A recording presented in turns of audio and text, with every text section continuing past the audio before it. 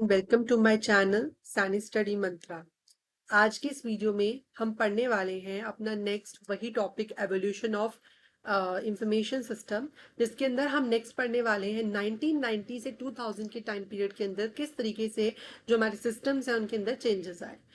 तो हमारा जो उसके बाद सिस्टम जो डेवलप हुआ, ठीक है, आफ्टर हमारा EIS जो कि है एग्जीक्यूटिव इंफॉर्मेशन सिस्टम, तो उसके बाद हमारा नॉलेज मैनेजमेंट सिस्टम जो है वो डेवलप हुआ। During this era rapid growth जो है इंट्रानेट एक्सट्रानेट इंटरनेट ये सब बहुत ज़्यादा यूज़ होने लगे ग्लोबली। बहुत ज़्यादा लोग जो है इंफॉर्मेशन को एक्सचेंज करने लगे, जिसके कारण जो इंफॉर्मेशन सिस्टम था या बिजनेस इन्वायरमेंट था वो ड्रास्टिकली जो है वो काफ़ी हद तक ड्रामेटिकली चेंज हो गया। It becomes the possible to circulate knowledge to different parts of the world irrespective of space and time। मतलब कि अब क्या होने लगा, जब बहुत ज़्यादा हमारे पास जो है डेटा इकट्ठा होने लगा फ्रॉम द इंटरनेट एक्सप्लोरर्स, ठीक है, फ्रॉम द बिजनेस इन्वायरमेंट्स, तो उस डेटा को मैनेज करने के लिए, उन नॉलेज को मैनेज करने के लिए या उन नॉलेज को शेयर करने के लिए एक दूसरे के साथ वर्ल्ड में जो है हमारे पास नॉलेज मैनेजमेंट सिस्टम जो है वो बने।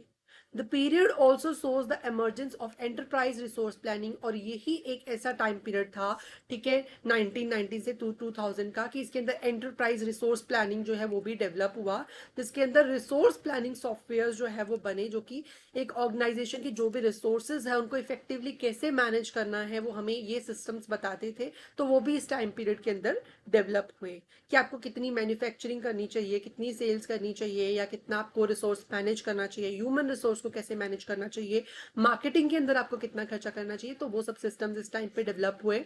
मोर ओवर इसी समय में क्या हुआ, ब्रेक थ्रू हुआ, बहुत ज़्यादा डेवलपमेंट हुई, आर्टिफिशियल इंटेलिजेंस टेक्निक्स का थोड़ा थोड़ा इस्तेमाल जो है वो होने लगा, एक्सपर्ट सिस्टम्स डेवलप होने लगे। तो इसी के साथ जो एक्सपर्ट सिस्टम्स थे उनको नॉलेज मैनेजमेंट सिस्टम्स के साथ इंटरकनेक्ट कर दिया गया, ताकि एक बिजनेस जो है अपने सेंट्रल ऑब्जेक्टिव को इफेक्टिवली अचीव कर सके। नेक्स्ट है एक्सपर्ट सिस्टम्स। एक्सपर्ट सिस्टम्स जो होते थे वो कंप्यूटर बेस्ड सिस्टम होते थे।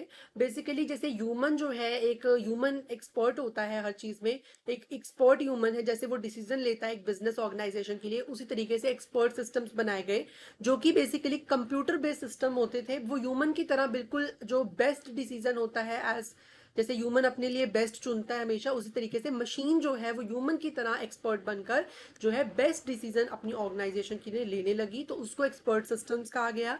For example system making financial forecasting करनी है, ठीक है, कि कैसे हम परफॉर्म करने वाले हैं फ्यूचर में, ह्यूमन की इलनेस को डायग्नोज करना है, या डिलीवरी ऑफ व्हीकल्स को शेड्यूल करना है, राउटिंग करनी है उनकी। तो ये सब मैनेज करना एक्सपर्ट सिस्टम्स के थ्रू इस टाइम पे पॉसिबल हुआ।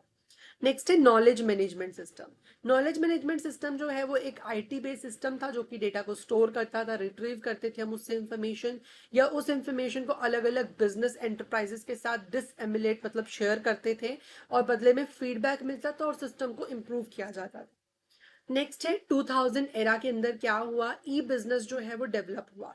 ये आज के प्रेजेंट समय की बात हो रही है, 2000 से लेके आज के प्रेजेंट समय की बात हो रही है, जो ई बिजनेस का एरा है, ठीक है। The internet and related technologies are application change the way businesses operates and the people work.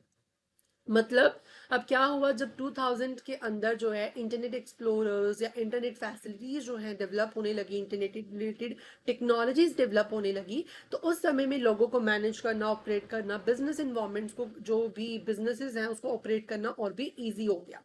Information system in this period are still same just like a 50 years ago।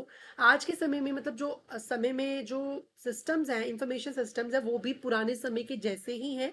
उनका main purpose भी जो information है उसको collect करना, उसे record करना, report करना और ट्रांजेक्शन को प्रोसेस करना, ठीक है, सपोर्ट करना मैनेजमेंट को, यही मैनेज करना प्रोसेस को, यही आज के समय के सिस्टम्स का भी यही ऑब्जेक्टिव है। बट थोड़ी सी जो टेक्नोलॉजी है उसके इम्प्रूव की वजह से जो कंपेटिटिव एडवांटेज है वो मिल जाता है, और बेटर डिसीजन मेकिंग हो पाती है because of better connectivity between the resources.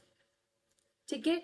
इसके बाद है there is a great network infrastructure, high level of integration functions and applications and power machines with higher storage capacity. मतलब सिर्फ इतना फर्क आया है कि जो पुराने इंफॉर्मेशन सिस्टम होते थे वो उनकी थोड़ी कनेक्टिविटी थोड़ी लो होती थी, बट आज के समय में जो सिस्टम्स आ रहे हैं उनकी connectivity, infrastructure connectivity, integration techniques, functions जो है उनके मशीन्स के जो फंक्शंस हैं वो एक दूसरे के साथ बहुत अच्छे तरीके से जो है कोऑर्डिनेट कर पा रहे हैं as compared to the recent times. Many business use internet technologies, web enabled processes, create innovative e-business applications. बहुत सारे business आज के समय में modern internet based technologies या web enabled business processes का इस्तेमाल कर रहे हैं ताकि वो अपने e-business को और भी improve कर पाएं, अपने आप को और अपनी organizations को आगे ले जा पाएं और एक competitive जो है पूरा marketing environment जो है वो create कर सकें. E-business is simply conducting business process using the internet. E-business का simple सा यही मतलब है कि हम बिजनेस एक्टिविटीज को इंटरनेट की हेल्प से ऑनलाइन लेके जा रहे हैं, या बिजनेस एक्टिविटीज लाइक ट्रांजैक्शन हो गया, परचेजिंग हो गया, सेलिंग हो गया, तो इस सबको हम ऑनलाइन इंटरनेट की हेल्प से कंटिन्यू कर रहे हैं.